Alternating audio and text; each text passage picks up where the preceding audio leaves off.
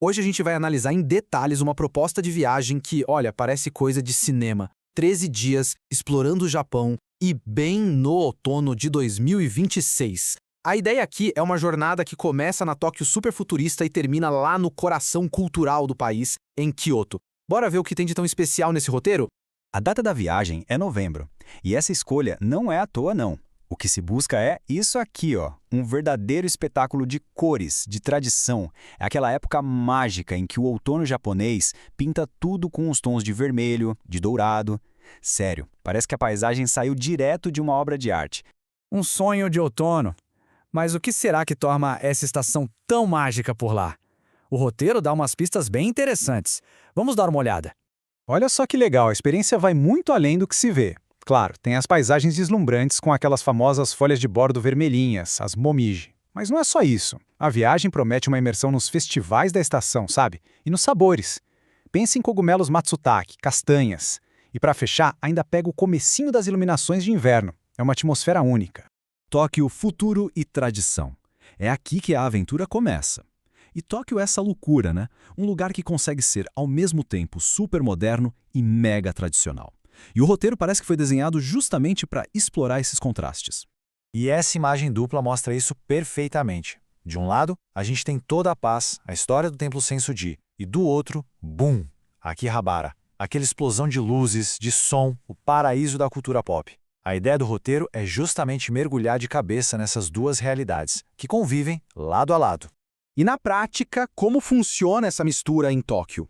Bom, a programação intercala mesmo as coisas. Um dia visita lugares sagrados, tipo o Templo Meiji ou Sensoji. No outro, já está mergulhando na modernidade de Shinjuku ou no famoso cruzamento de Shibuya. E ainda sobra tempo para sofisticação de Ginza e, olha só, até um dia opcional na Disney Sea. E por falar no lado moderno, um dos pontos altos com certeza é o cruzamento de Shibuya. É o mais movimentado do mundo. É uma coisa hipnótica, sabe? E para ter a dimensão completa, o roteiro ainda inclui uma subida no Shibuya Sky. De lá de cima, a vista de 360 graus daquela selva de pedra é simplesmente de tirar o fôlego. Mas aí, para dar uma respirada de toda essa agitação da cidade, o pacote tem uma carta na manga. Um tour para contemplar a paz, a serenidade do Monte Fuji. Imagina só ver o grande símbolo do Japão com aquela moldura das cores do outono. Deve ser incrível. Ok, depois de toda essa imersão em Tóquio, a viagem continua.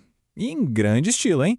A próxima parada é no coração cultural do Japão. E o transporte para chegar lá é ninguém menos que o trem-bala. Kyoto, o coração cultural. E esse coração, claro, é Kyoto. Chegando lá, o ritmo muda completamente. Tudo desacelera. O foco agora são os templos, as tradições, a beleza natural que envolve a antiga capital.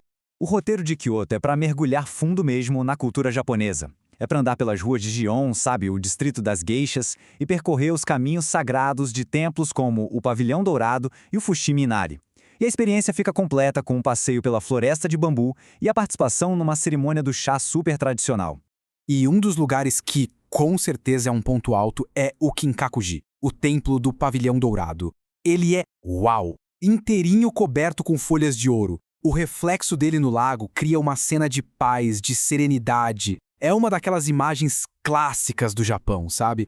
E a imersão cultural continua com outras duas experiências sensacionais. Uma delas é caminhar pela floresta de bambu de Arashiyama, que é um lugar com uma beleza quase sobrenatural. E a outra é participar de uma cerimônia do chá, aquele ritual que mostra toda a essência da hospitalidade e da estética japonesa. A experiência do pacote. Ok, o roteiro é espetacular, mas e a parte prática? O que exatamente está incluído nesse valor todo? Vamos ver. Então vamos lá. O que está dentro do pacote? 12 noites de hotel, com café da manhã, o tour para o Monte Fuji, as passagens de trem-bala entre Tóquio e Kyoto e as entradas de algumas atrações. Agora, o que não está incluído?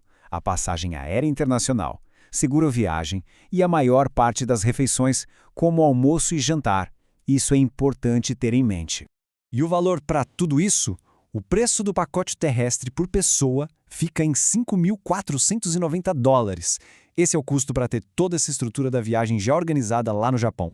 O veredito da viagem. Então, no final das contas, qual é o saldo? O que essa jornada de 13 dias realmente entrega? Vamos tentar resumir a essência de tudo isso. Acho que a melhor definição vem do próprio roteiro, um espetáculo de cores e tradição. É isso. É a promessa de uma imersão de cabeça na beleza absurda do outono japonês, mas também com acesso e um respeito gigante pelas tradições milenares do país.